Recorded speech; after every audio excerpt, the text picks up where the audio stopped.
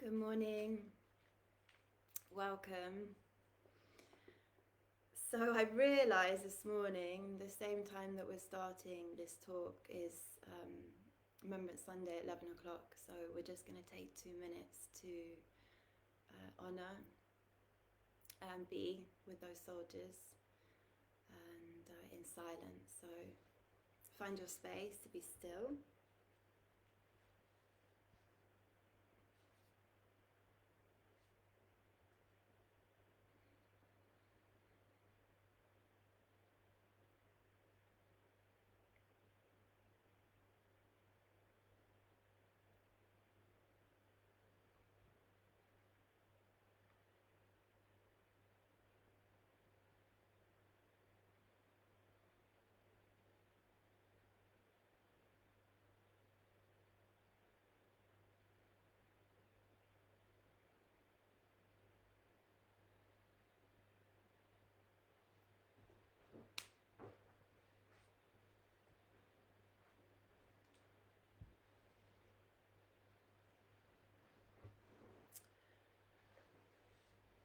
Okay, so good morning and welcome to my mini-masterclass, a little talk on yoga.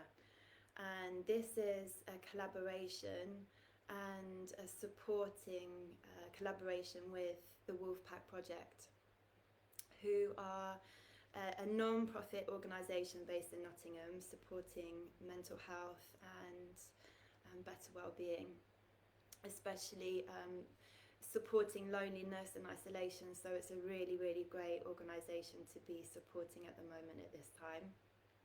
And I guess this talk comes at a perfect time as well, seeing as well what are we into day 4 of lockdown. So I'm sure that most people are at home on a Sunday morning, and I just hope that whatever I share with you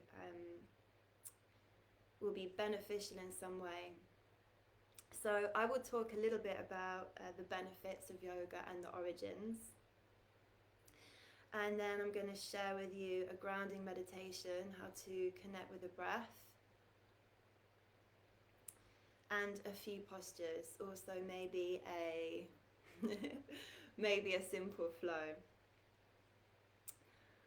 But first of all, I really want to start off with sharing my own story of yoga, my journey with yoga. So I started to practice when I was 23 years old. So that's 11 years now that I've been practicing. And my mum actually suggested it to me. She said, I think you'd really like it. I always had an interest for religion, actually. I was always drawn to being closer to God in some way. Not that I really consider myself to be a religious person, but that's always been with me. So I went to my local yoga class. It was actually in a leisure centre in Radford. And immediately, as soon as I saw the teacher, I felt her warmth and I just had a connection to her. I really liked her. I felt really drawn to her. She was very attractive. And so the class was about an hour long, and it was a beginner's class, obviously, because it was the first time that I had practiced yoga. And I will just never ever forget the feeling that I felt after the class. It was such a powerful feeling, but it was a new feeling.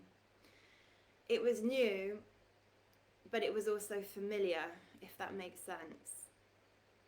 And what I realised after a while was, after practicing, what I realised was that feeling that I had when I practiced my first class of yoga was the connection that I felt to myself. Consciously, for the first time, I'd made a conscious connection inside. So I practiced with this teacher for about 1.5 years, and I just loved her classes. I went to her workshops. She offered some really creative workshops, and I was getting more and more into it. I was really becoming so absorbed with it. And I think, about a year and a half later, I did my teacher training in India. So it was really quite a quick transition from practicing to teaching. So I went off to India, did my teacher training, and that was a month intensive training. And I came back to Nottingham, and within a few months I was teaching at the Buddhist Centre, and that was my residence for about 7 years. That's the only place that I taught for 7 years. And I mean, for me and my students, it was a really, really special sanctuary. And yeah, just a very special, very, very special place, the shrine room in the Buddhist Centre. And so what I realised is that I found my calling, my purpose.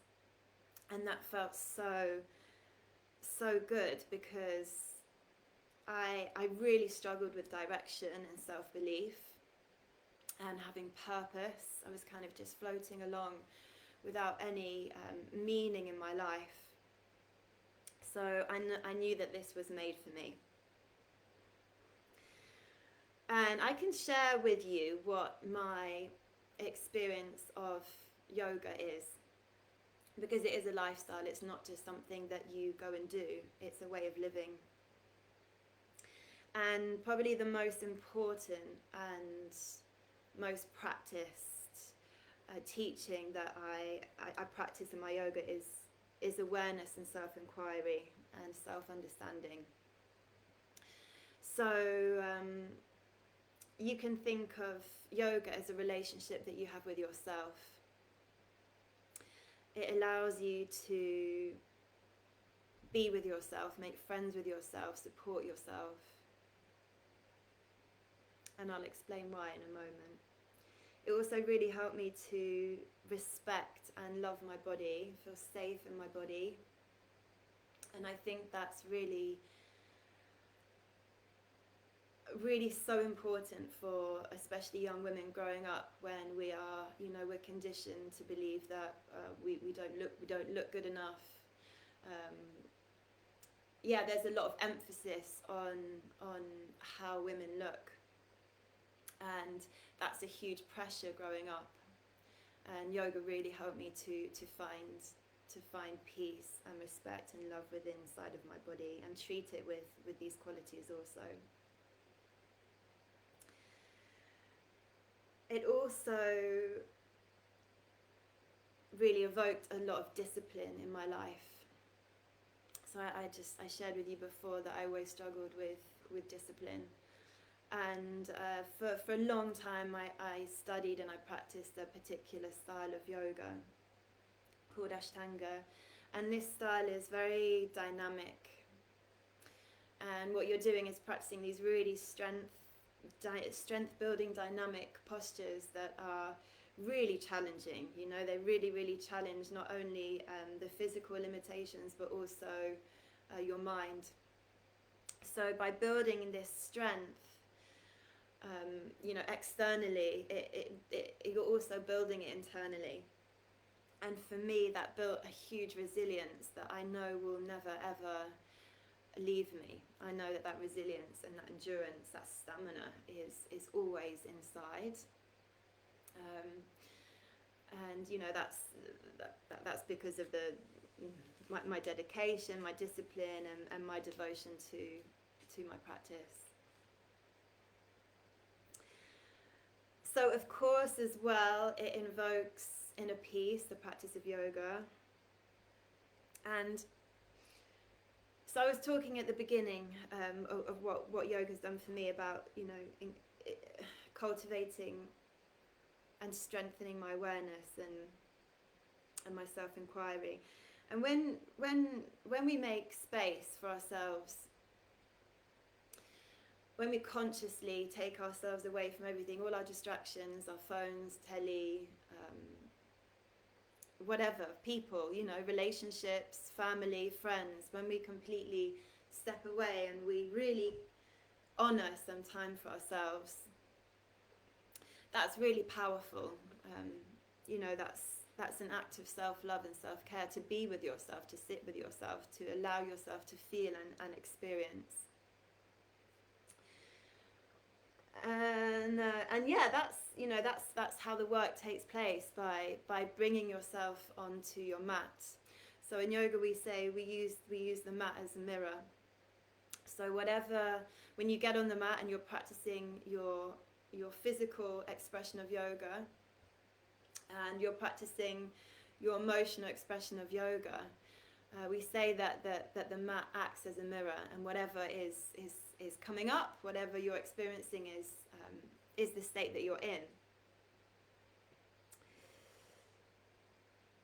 I also noticed when I came back from India after doing my teacher training that I drastically started to refine what I had in my life, and that was mainly looking at bad habits and unhealthy lifestyles, and allowing that to fall away, because it didn't serve me anymore, it didn't make sense to me anymore.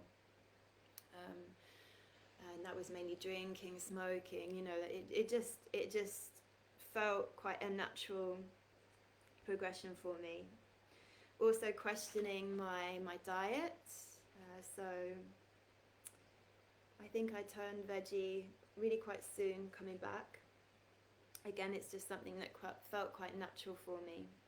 Also questioning certain relationships that I had in my life, whether they were supporting me, whether they were healthy, balanced. So yeah, yoga makes you question, and actually I feel like yoga, when you really come into the practice, it's about unlearning what we've learnt. Because life is so much better when it's simple. Simplifying life is the way forward. And yeah, just that it's unlearning, it's coming into the true nature of who we are. And this is the other thing that I was going to say, actually. We are conditioned to be looking out all of the time for our answers, whether that's projected onto someone else in a relationship, to the key for our hearts, or we're just constantly looking outside, and everything that we already know, that we already need to know, resides inside of here. And that's another beautiful mantra or practice that I keep reminding myself every day. Everything is inside. We are totally self-sufficient. It's just about finding that space to listen. In terms of how yoga improves your physical well-being, so a huge part of practicing yoga is breathing correctly. And when you're breathing correctly, you're increasing the oxygen into the blood. So you're literally allowing your body to become more alive, more awake. So you're increasing your vital force, your vital life force of energy. And you'll hear a lot with yoga, it really helps with stress, it really helps you improve your sleep. And this is all the work that's being done on the nervous system. It's it allows the nervous system to reset, to rebalance. So that's how the stress levels are improved, and the sleep is better. So also physically, the function of your vital organs, the maintenance of your vital organs are looked after and cleansed, and also your skeletal system. So your bones literally become stronger when you practice yoga. That's something that I definitely experienced when I started to practice quite a dynamic style. I felt that my bones had actually become more dense and heavy in my body. And emotional blocks start to shift. So in the body, we hold pain. We hold past experiences of pain and trauma. And by opening up the body consciously, you're also opening up these energy centers and allowing healing to take place, and especially around the heart space and the hips. Yeah. So I'm sure if any of you have ever been to a yoga class before and you've done lots of hip openers, you've definitely been in that situation where you maybe wanted to cry, because opening the hips, I mean, not only can it feel quite tender and uncomfortable physically, the emotion that we carry in the pelvis starts to shift. So yoga was founded, I don't know if that's even the right word, it unfolded over 5,000 years ago. 5,000 years ago in India. And these teachings were formed by a sage called Patanjali. And opening up what yoga is such a huge thing, because there are many, many, many forms of yoga. And what I'm talking about today, this particular style, is called Hatha Yoga. And Hatha translates as sun and moon in Sanskrit. So Ha, sun, Tha, moon. And this represents the masculine aspect and the feminine aspect that we all have inside of us. And the goal to Hatha Yoga is to balance both of these energies, to bring balance and to bring harmony, equilibrium into our practice.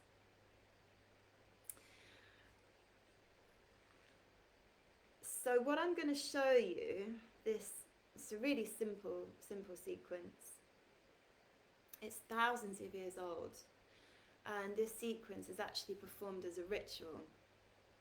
It's performed as a ritual by farmers in India at sunrise, the rice paddy farmers, and they perform this ritual to show their appreciation and gratitude for the sun, for the life source and the abundance of their crops. It's also used as a prayer as well to keep that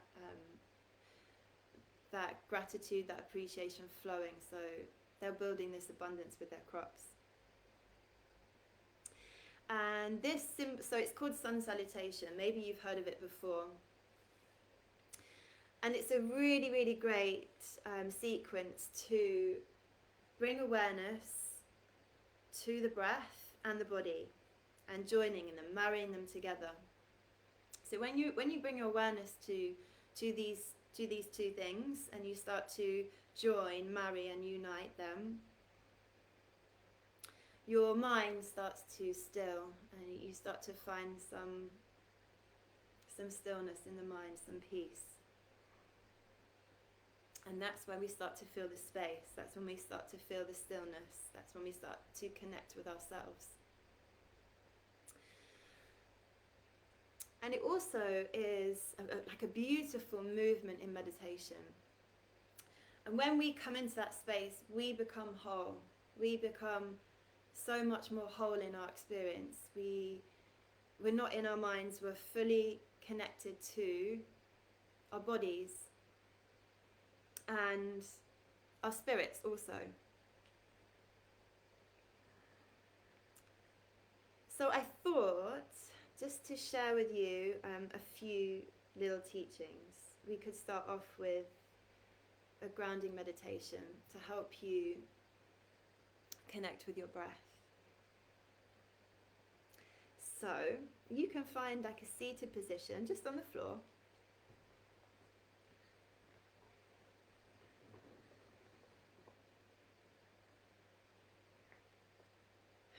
And you can close your eyes.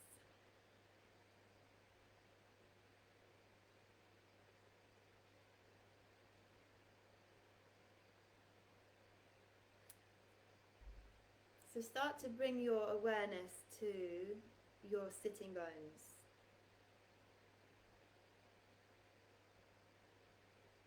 and start to feel the support that is underneath you.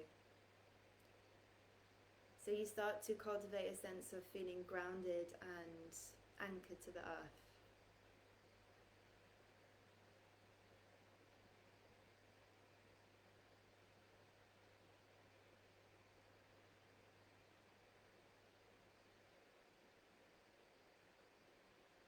And simultaneously bring your awareness to the crown of your head and feel the space above the crown of the head.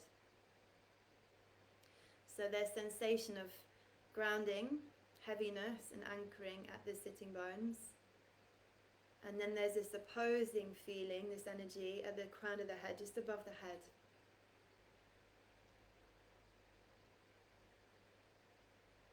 And just begin to explore and feel the space above the head. And as you do that, sit with your spine a little bit more straight, so your spine lengthens.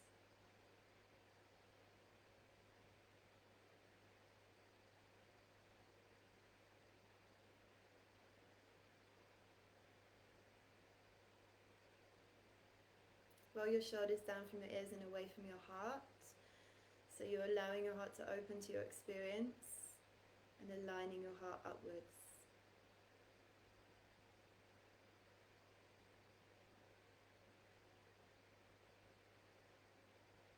And then just notice your breathing.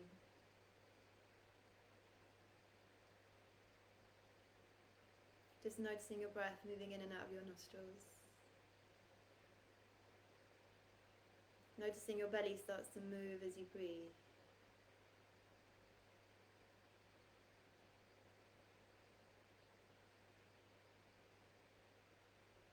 And then gently place your hands at your belly. Just let them rest there softly.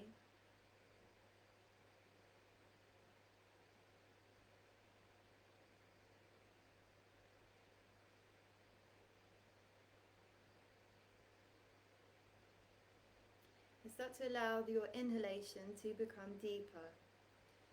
And notice that when you breathe down, try to breathe down into your diaphragm, just below your ribs. Notice how there's a rise and there's a lift and an expanse.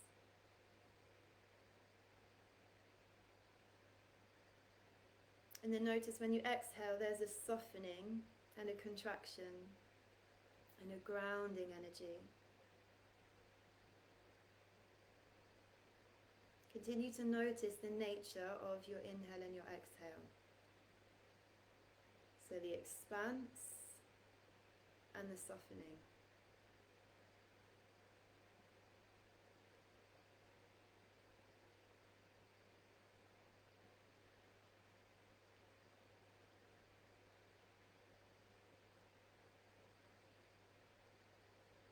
Take your hands to the sides of your ribs now, and let's try to work to make even more expanse with the inhalation. So allow the inhalation to move into more of the capacity of your lungs.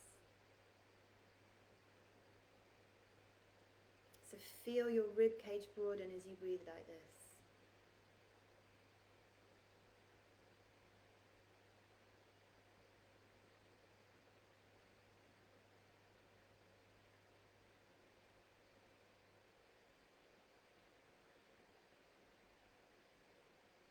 And then bring your fingertips just below your collarbones. And notice there's also length that comes in at the end of your inhalation. So you have this depth, breathing into the diaphragm, the expanse, breathing into full capacity of the lungs, and a gentle lift towards the end of the inhale to find that length.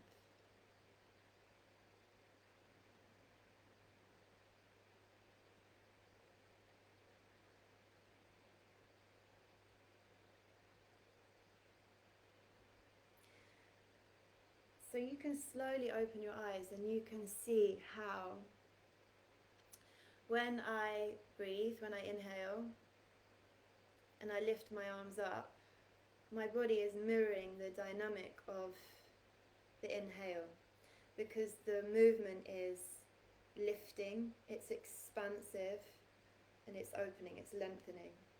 When I exhale, my body is mirroring the nature of that exhale, so it's softening, it's grounding, it's contracting back. So I'm going to show you how to incorporate that, yeah, just with this simple flow and a few other postures.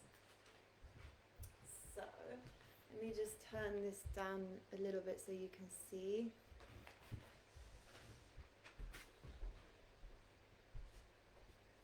So from an all-fours position, your inhale will lead you into an extension. And as you come into your extension, your belly will soften, your sitting bones will lift, and your chest will broaden. The heart beams up, followed by the gaze. And as you exhale, you'll come into the contraction, into the softening, and that's a rounding position through your spine.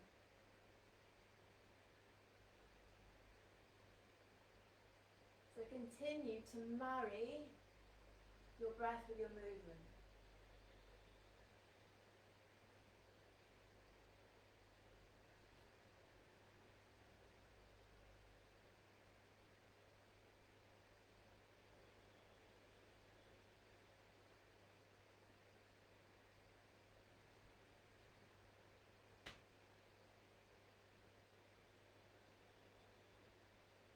Maybe you can feel already that you feel just more connected to the present moment. Yeah? You tuck your toes behind you, lift your knees, and then come into a standing forward fold. Soften in your knees a little bit so that if your hamstrings are tight, it gives way. And you're going to allow the front body, the torso, to fold evenly from the hips. And the upper body is totally soft, it's passive, and your spine and your arms and your neck and your head are kind of cascading from your hips.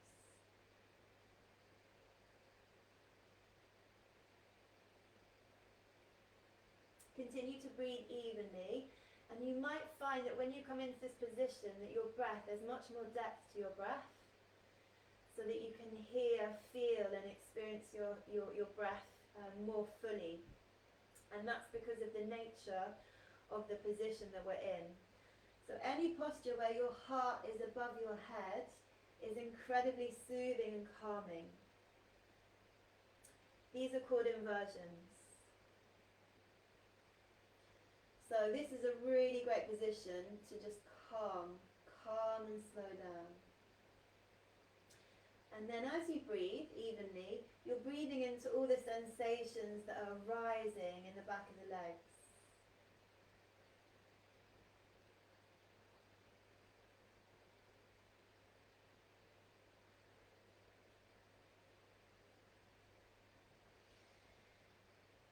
So when you come out of the posture, roll up really slowly. And then I will show you this really simple sequence. So standing in a straight line. Yeah, imagine that your whole body wants to be as lengthened as possible. And coming back to that feeling of groundedness at the feet, but expanse and openness at the top of the head. So beginning to marry the breath and the movement again. On your inhalation, you're going to raise your arms up. And on your exhalation, you're going to fold, ground and anchor. On your inhalation, bring your hands to your shins and you'll grow long. So allow the spine to lengthen with the force of your inhalation. Stepping back into a plank position. So aligning the body in one long line, making it strong and activated. And as you exhale, we come down into a kind of bit of a snaky position. So the knees drop to the mat. Bend your elbows. You're going to keep your sitting bones lifted and drop your heart to the mat, so your chest and your chin. Then we'll untuck the toes. And so now the whole of the front body is grounded to the mat. separate your feet hip width apart, and then you'll push into the heels of your hands. Hands remain underneath the shoulder heads. And then you'll peel the heart away from the mat, lifting the gaze. And then as you exhale, anchoring back to the earth, rounding through all fours, and we step back into a downward dog position. So the shape of this position looks like an upside down V, if you're unaware of what downward dog is.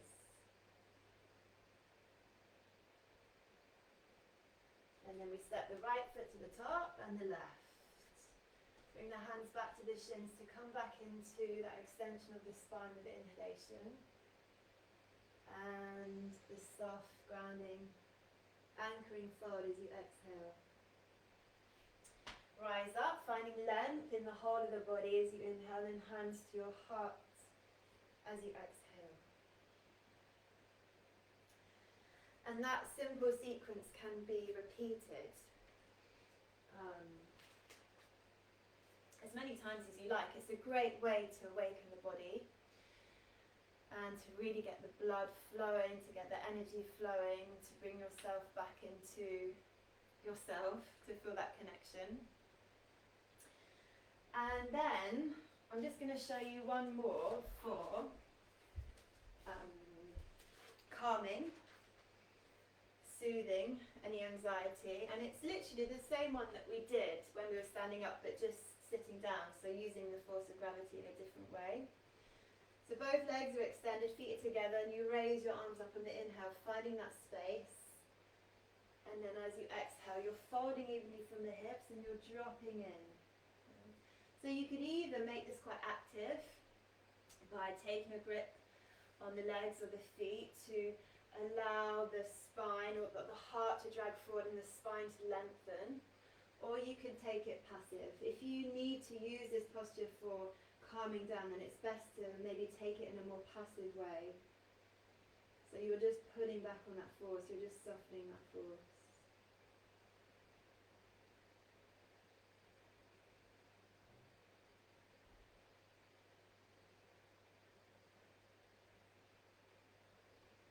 Stay there for however long you need to, just focusing on the breath, moving gently with the breath. So the last position I'm going to show you is one that's really, really great for the organs. You know, I was talking about how certain positions like twists are really cleansing for the organs and the spine. So I hope that you can see me okay, but you'll lie down and the knees are bent, but the feet are away from the mat. And then you're going to inhale here. As you exhale, allow your legs to drop over to the left. Yeah, so the knees remain stacked above one another. You're just allowing the legs to soften over to the left side. And then your arms are out like aeroplane wings, so they're just extended out to the sides. And your gaze turns to the right.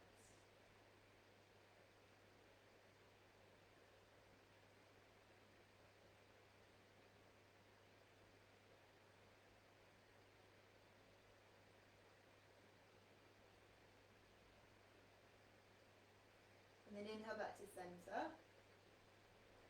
And as you exhale, over to the opposite side. So if you're actually practicing this now, you might have a nice few clicks that are kicking off in the spine. I always click in this posture. And again, you can just stay there for however long you want. But we're just going to finish the session lying down. Yeah, we're just going to finish a really short lying down meditation. So bring your legs hip width apart and bring your right palm to your mat or just wherever you're lying and your left hand to your heart.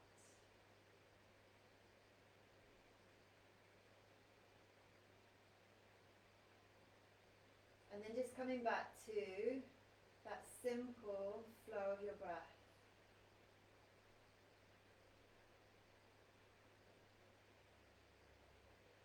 Coming back to the rise and fall of your breath.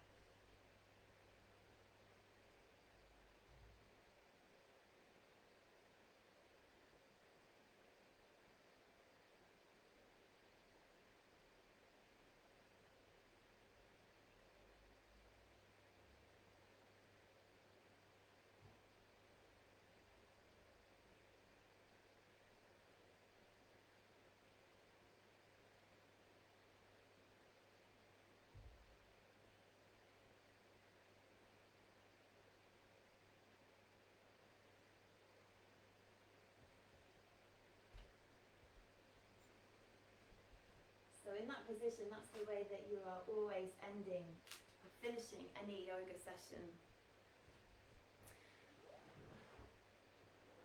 And it just allows that space for the body to experience all the benefits of the practice.